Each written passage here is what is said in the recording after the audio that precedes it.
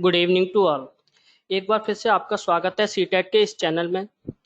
आज हम राजनीतिक विज्ञान का एनसीईआरटी क्लास के 6 का यूनिट नंबर 2 स्टार्ट करने जा रहे हैं, जो कि सरकार के ऊपर है।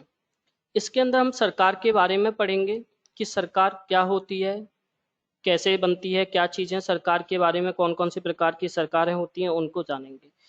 वीडियो को शुरू करने से पहले जिन्होंने चैनल को सब्सक्राइब नहीं कर रखा है वो चैनल को सब्सक्राइब करें और बेल आइकॉन को प्रेस करें, जिससे आपको सभी नोटिफिकेशन मिलते रहेंगे, और वीडियो को लाइक भी करें। चलिए हम चैप्टर शुरू करते हैं। सबसे पहला हमारा टॉपिक है सरकार क्या है। तो सरकार के बारे में जब हम बात करते हैं तो हमारा ध्यान जाता है प्रधानमंत्री, मुख्यमंत्री, इन सभी लोगों के ऊपर। तो सरकार का मतलब होता है कि जो प्रत्येक देश के जितने भी निर्णय लिए जाते हैं और जो देश के स्तर पर जो काम किए जाते हैं, देश के जो जितने भी काम करने होते हैं वो एक सरकार के द्वारा किए जाते हैं। तो हमें सरकार की जो जरूरत होती है वो किस लिए होती है? निर्णय लेने के लिए और काम करने के लिए। तो उसी को हम सरकार के रूप में जानते हैं।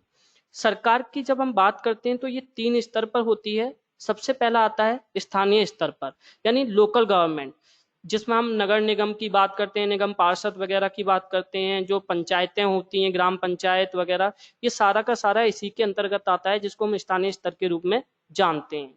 दूसरा है राज्य के स्तर पर। तो जब हम राज्य के स्तर पर बात करते हैं तो इसमें मुख्यमंत्री, राज्यपाल, उसका पूरा मंत्रिमंडल, ये सारे जितने भी जो सरकार के अंग होते हैं या ये कहें सरकार के एक भाग होते हैं, वो राज्य के स्तर पर होते हैं, उसी को हम राज्य सरकार कहते हैं। तीसरा है राष्ट्रीय स्तर पर सरकार। राष्ट्रीय मतलब देश के स्तर पर, तो जिसमें हम सीधे सीधे हम प्रधानमंत्री को जानते हैं।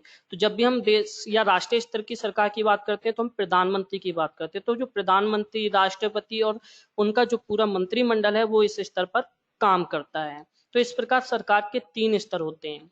सरकार कानून बनाती है और देश में रहने वाले सभी लोगों को कानून मानने होते हैं।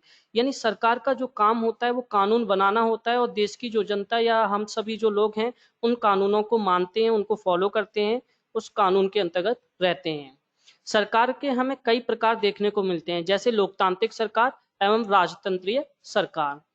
जब हम लोकतंत्र की बात करते हैं तो लोकतंत्र का अर्थ होता है लोगों का ही शासन, क्योंकि उसमें जो सारी सत्ता या पावर या शक्ति जो बात की जाती है वो लोगों के हाथ में दी जाती है, इसलिए हम उसको लोगों के शासन के नाम से जानते हैं। तो लोकतंत्र को लेकर एक इब्राहिम लिंकन ने बहुत ही फेमस परिभाषा दी है, लोगों का लोगों के लिए, लोगों के द्वारा ही शासन लोकतंत्र है।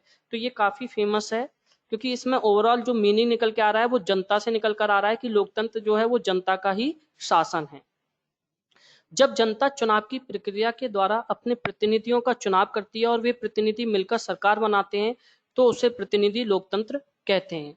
यानी नॉर्मली आज हम जितने भी देशों में लोकतंत्र देखें तो वो प्रतिनिधि लोकतंत्र ही होता है, क्योंकि जनता खुद डायरेक्ट उस देश पर शासन नहीं करती है, बल्कि उसके द्वारा जो चुने गए प्रतिनिधि होते हैं वो शासन करते हैं। तो जो चुनाव की प्रक्रिया के माध्यम से चुने जाते हैं, तो ऐसे ही लोकतंत्र को हम क्या कहते हैं? प्रतिनिधि लोकतंत्र कहते हैं। महिलाओं द्वारा मताधिकार के लिए किए गए आंदोलन को महिला मताधिकार आंदोलन कहा जाता है। यानी अगर हम अपने इतिहास को उठाकर देखें, पूरे विश्व के अंदर जितने भी देशों की हम बात करते हैं तो कहीं भी महिलाओं को मताधिकार नहीं दिया गया था। तो महिलाओं ने अपने मताधिकार के लिए कई आंदोलन किए गए, और इसी आंदोलन को हम महिला मताधिकार आंदोलन के नाम से जानते हैं। अगर हम इंग्लिश की, अंग्रेजी की बात करें तो इसको सरफेज मूवमेंट कहते हैं। सरफेज का मतलब होता है वोट देने का अधिकार, यानी महिलाओं को जो वोट देने का अधिकार नहीं दिया गया था उसके लिए ये आंदोलन चलाया गया था, जिसको हम सरफेस मूवमेंट के नाम से जानते हैं। अमेरिका में औरतों को वोट देने का अधिकार 1920 में मिला, जबकि इंग्लैंड की औरतों को यह अधिकार 1928 में मिला।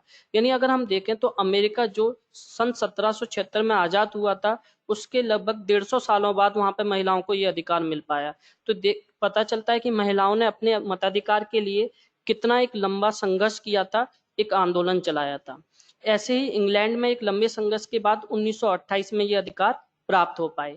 अगर हम भारत की बात करें तो भारत में 1951 में पहले चुनाव हुए थे और पहले ही चुनाव से महिलाओं को मताधिकार मिल गया था, और न्यूजीलैंड वो सब पहला देश था जहां पर सबसे पहले महिलाओं को मताधिकार मिला था पूरे विश्व के अंदर।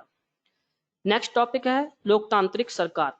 लोकतांत्रिक सरकार की जब हम बात करते हैं तो हम कुछ उदाहरणों को पढ़ते हैं। जैसे हम दक्षिण अफ्रीका की बात करते हैं, तो अफ्रीकी राष्ट्रीय कांग्रेस और उनके जाने माने नेता नेल्सन मंडेला ने रंगभेद के खिलाफ एक बहुत लंबे समय तक संघर्ष किया। यानी अफ्रीका के अंदर जो रंग भेद की नीति थी उसके खिलाफ एक बहुत लंबा संघर्ष चला, और जो नेल्सन मंडेला थे वहां के, जो कि आगे चलकर वहां के राष्ट्रपति भी बने, तो उन्होंने एक बहुत लंबी लड़ाई लगी इस रंग भेद की नीति को समाप्त करने के लिए। 1994 में दक्षिण अफ्रीका एक लोकतांत्रिक देश बना, और एक इस लंबी लड़ाई या संघर्ष के बाद 1994 में लोकतंत्र की स्थापना हो पाई दक्षिण अफ्रीका के अंदर। अखबार, पत्रिकाएं एवं टेलीविजन भी जनता से जुड़े मुद्दों और सरकार की जिम्मेदारियों पर चर्चा करने में महत्वपूर्ण भूमिका निभाते हैं। यानी जब हम लोकतंत्र की बात करते हैं तो लोकतंत्र के अंदर मीडिया, अखबार, टेलीविजन, पत्रिकाओं, इन सभी का एक बहुत बड़ा महत्व बढ़ जाता है।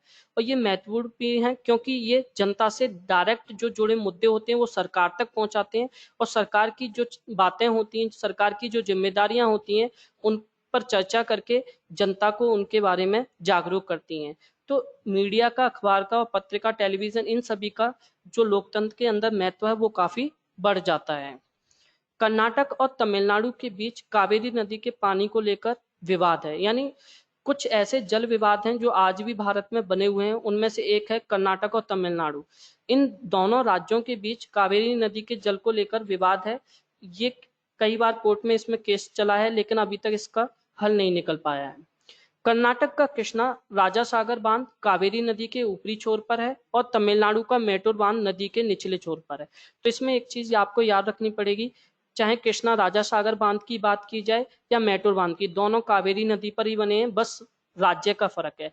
तो ये बांध कई बार पूछ लिए जाते हैं किस राज्य में है, तो आपको याद रखना पड़ेगा कि कृष्णा राजा सागर बांध जो है वो कर्नाटक में स्थित है, और मेटूर बांध जो है वो तमिलनाडु में स्थित है। मेटूर बांध में पानी तभी भरा जा सकता है जब कृष्णा राजा सागर बांध से पानी छोड़ा जाए।